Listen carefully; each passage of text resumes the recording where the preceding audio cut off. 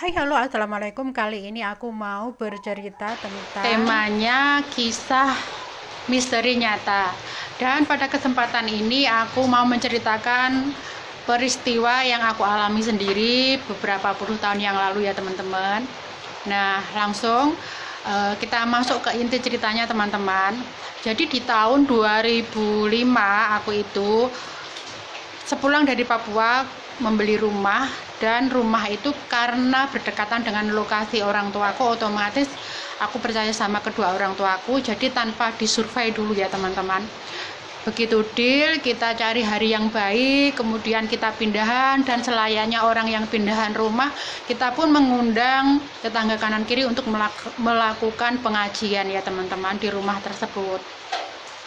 Nah, singkat cerita, setelah aku tempati beberapa bulan, yang kebetulan waktu itu aku hamil anak yang kedua ya teman-teman. Jadi usia kandungan aku itu 3 bulan teman-teman, begitu pindahan di rumah tersebut. 3 bulan pertama selama tinggal di rumah tersebut, alhamdulillah tidak terjadi hal-hal yang mencurigakan. Tapi ada anehnya itu di teras aku itu ada seseorang, yaitu laki-laki teman-teman. Dia itu mau pagi, siang, malam nggak pernah mau pindah dari teras tersebut.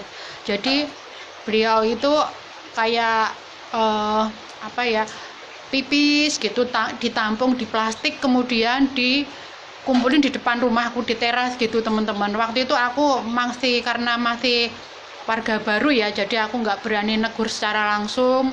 Nah, suatu hari aku itu bermain ke rumah tetangga yang depan rumah gitu, berhadapan gitu teman-teman. Nah, di situ tetangga aku menceritakan bahwa laki-laki yang selalu ada di teras aku itu, dia itu sebenarnya adalah pemilik utama rumah yang udah aku beli itu. Jadi namanya Mas Pur ya teman-teman, laki-laki yang ada di teras itu. Nah, beliau ini ODGJ atau orang yang enggak waras gitu ya teman-teman.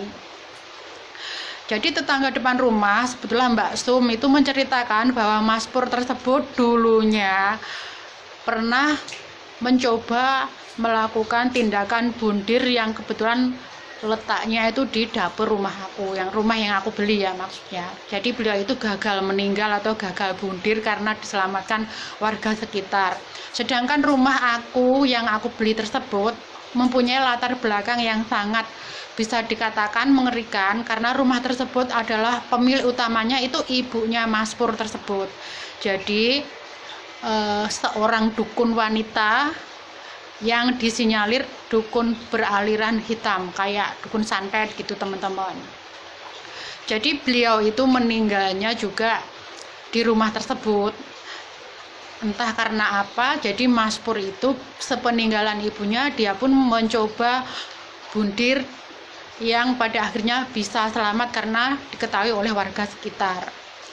Nah, kembali ke cerita yang awalnya tadi. Jadi tetangga aku tuh memperingati aku atau memberitahu untuk berhati-hati selama tinggal di rumah tersebut, karena rumah tersebut itu banyak kiriman-kiriman, kayak kalau orang Jawa itu kan bekasnya rumah dukun ya teman-teman, kayak gitu. Jadi rumahnya dukunnya dukun ilmu hitam, jadi punya banyak musuh, yang otomatis di dalam rumah tersebut itu pasti banyak kayak energi gaib, energi negatif gitulah ya.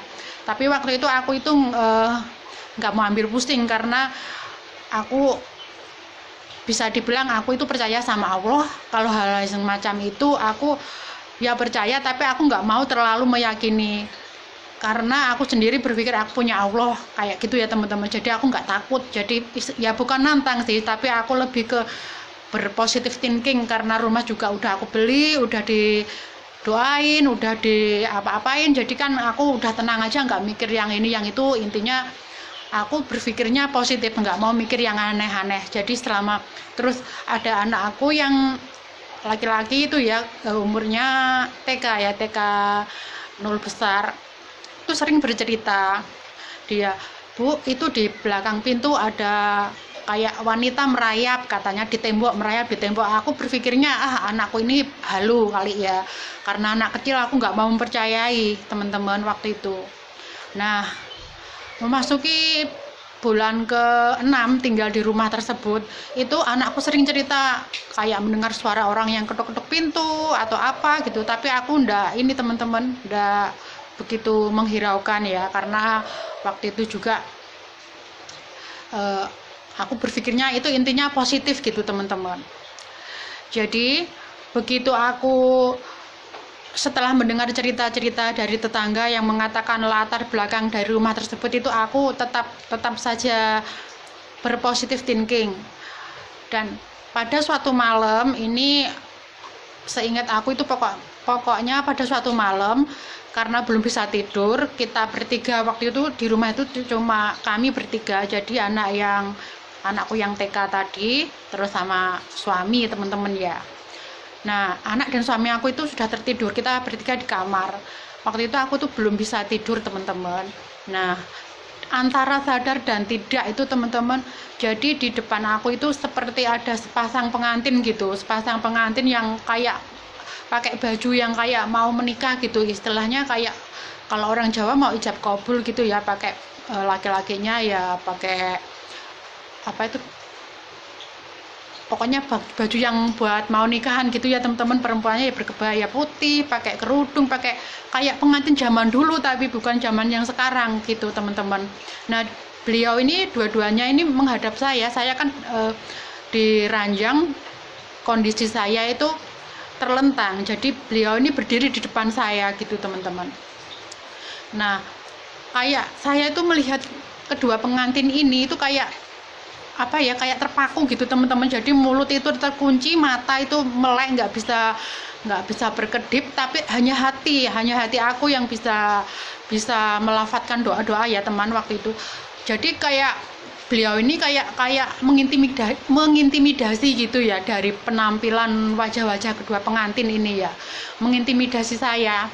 Nah, karena saya itu tersadar, saya kan nggak tidur itu, jadi otomatis saya dalam kondisi tersadar, saya itu sebisa mungkin melafatkan doa apapun yang saya bisa, apapun yang saya mampu saya ucapkan, dan anehnya nggak satupun doa